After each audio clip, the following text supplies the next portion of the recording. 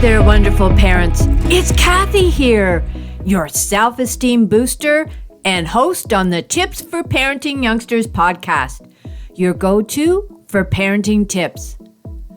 I'm on a mission to help you reach your full potential and create a nurturing and safe family environment.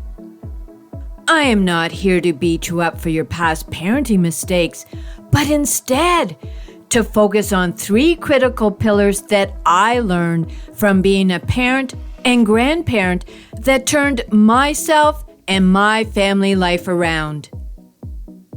My 3 pillars are assertive communication, conflict resolution, and those all-important healthy boundaries, all of which lead to raising self-esteem in your children and yourself. So let's get started.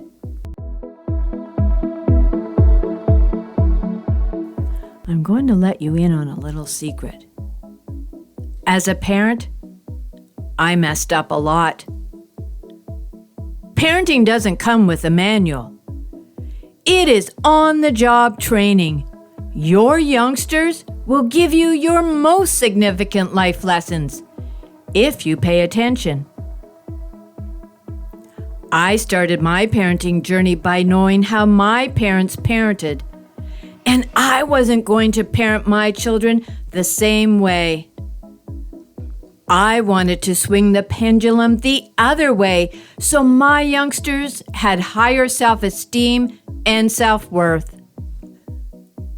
However, some parenting behaviors were inherent, such as spanking and yelling. One day in a heated argument with my oldest daughter and husband, my husband brought my uncontrolled yelling to my attention. That was my aha moment when I started on the journey of self-discovery to be a better parent, and in doing so, also became a better person. What I remember mostly from my childhood was the hitting, name-calling, and unfair responsibility.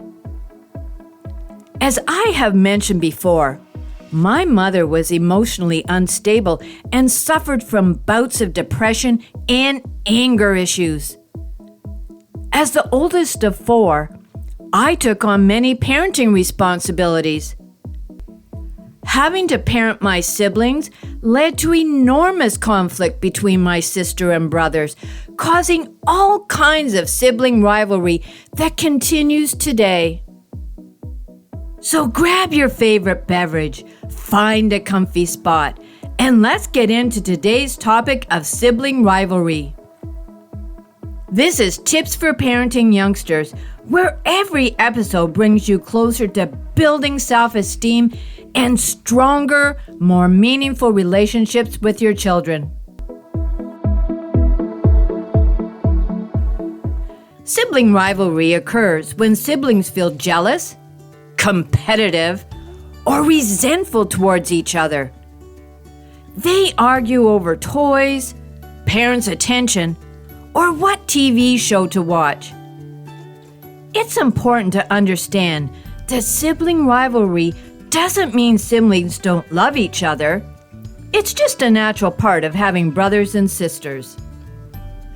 I am not here to blame you, but to bring awareness to how parents contribute to sibling rivalry. Here are 4 common ways. First, could be jealousy. Sometimes one sibling might feel jealous of the other.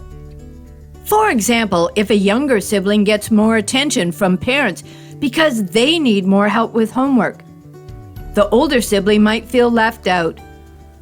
Growing up, I was mostly happy and easy to get along with.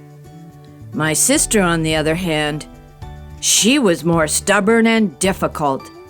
Consequently, I received more attention from family and friends.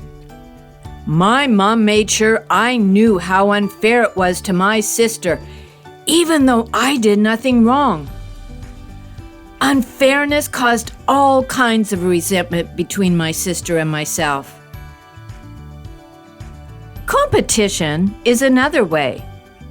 Siblings might compete for different things, like who is better at sports or who gets to sit in the car's front seat. Competition leads to arguments and hurt feelings. You might relate to this if you have a sister. I was walking down the hall at school and saw my sister wearing the outfit I bought with the money I earned. I was saving wearing it for a party coming up. My sister waited to dress until after I left for school because she knew better. I was angry. My sister wanted something that I had without having to work for it. Try to avoid comparisons. Every sibling has unique interests, talents, and personalities. Try not to compare your children to each other. Celebrate each other's unique skills and accomplishments and avoid playing favorites. One child might work in finance and follow in your footsteps. One child might work in the arts. Value each for their uniqueness. My mom did not acknowledge the differences between my sister and me. I loved sports, and my sister loved reading. My mom constantly wanted my sister to get outside and be active like I was, which was more than my sister wanted. My sister and I shared a bedroom. I loved a tidy room. My sister loved a messy room. My sister and I had endless fights about our bedroom. Who was to clean up the room? Who did more than who? How my mom handled these arguments contributed to the relationship between my sister and myself. As I mentioned before, try to be fair to all your youngsters. Siblings might feel like you mistreat them. They might think one sibling gets away with breaking the rules while the other one always gets in trouble. Unfairness was a big part of how I was raised. My mom believed I should know better because I was the oldest, so I was responsible for all the fights. One day, my brother was a troublemaker and was causing a fight. When Mom asked what happened, my brother and I told our stories. My mom replied, "Kathy, you are the oldest. You know better." Years later, my brother confessed to me that he was the actual instigator of the fight. He also took advantage of being the golden child that day. So, how can you help to manage sibling rivalry? You can try active listening. Listen to your youngsters' feelings when they are upset or angry, and tell them you understand. Validate their emotions and reassure them that feeling that way is okay. In a previous episode, I talked about active listening. As a reminder, here are the 5 key elements of active listening. Give your full attention by stopping what you are doing. Make eye contact and look your child in the eye. Use verbal and nonverbal cues by nodding or acknowledging what they say. Paraphrase what your child told you so they can clear up any confusion. And lastly, withhold judgment. This encourages open communication without fear of punishment. As a parent and grandparent, I continue to hone these skills I talk about to build self-esteem in the children I am involved with. Currently, I help grades 1 and 2 by listening to them read. Not all of them are great readers, and those children love to talk. They talk about anything so they don't have to read. I listen. Really listen. Being a parent myself, I can empathize with the struggles their parents are going through. I hope listening to these little ones helps the parents by giving them undivided attention, so when these kids get home, they are not so demanding to be heard. Another way is to set clear rules and boundaries. Ensure your youngsters know the rules and what happens if they don't follow them. When my children were home, I was mostly a single parent because my husband's work took him away during the week. Man, that was hard. I felt tired and overwhelmed most of the time, which made it challenging to maintain consistency in enforcing rules, such as how much time they watch TV. Nowadays, it's screen time. Most of the time, I gave in to my children's request for more TV.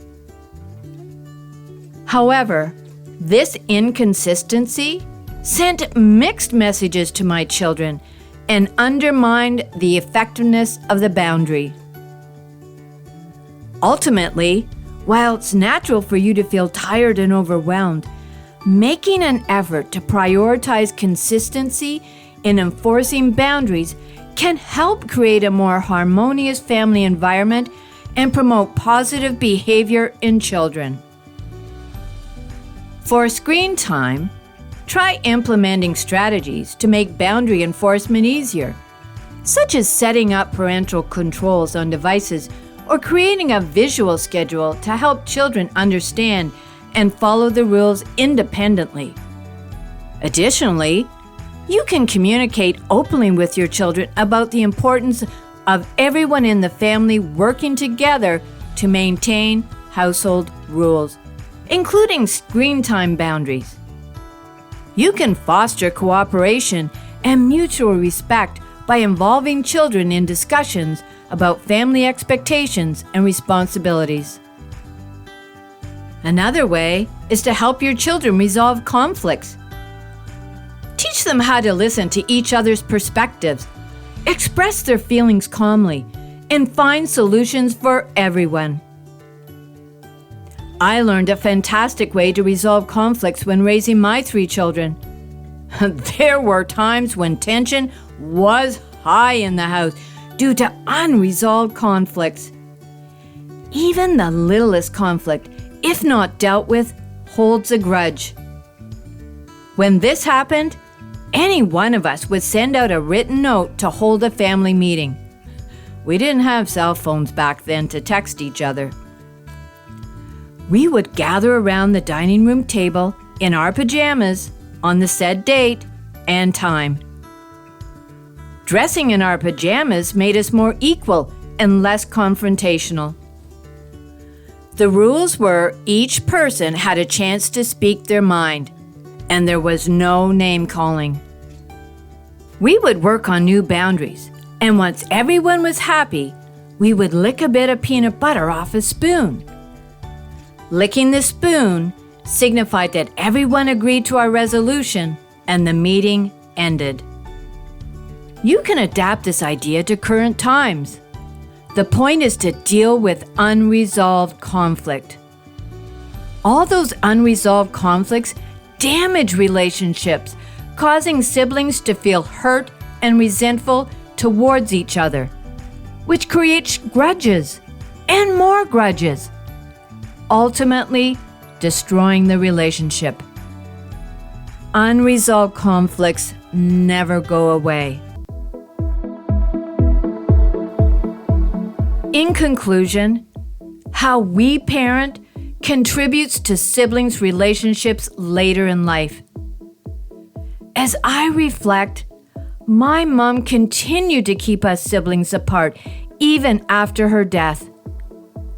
I know the way she parented was part of her illness. Unfortunately, my siblings did not have the same awareness I have of what happened. Consequently, the conflict between us continues. As a parent, I worked hard to resolve conflicts between myself and my youngsters and between them. Some people are not open to resolving conflict because it doesn't serve them. I am happy to say my family enjoy each other's company. It warms my heart to see my son drop in on his sister or my 2 daughters sharing a laugh. I can't take all the credit because at the end of the day, what we value determines our relationships.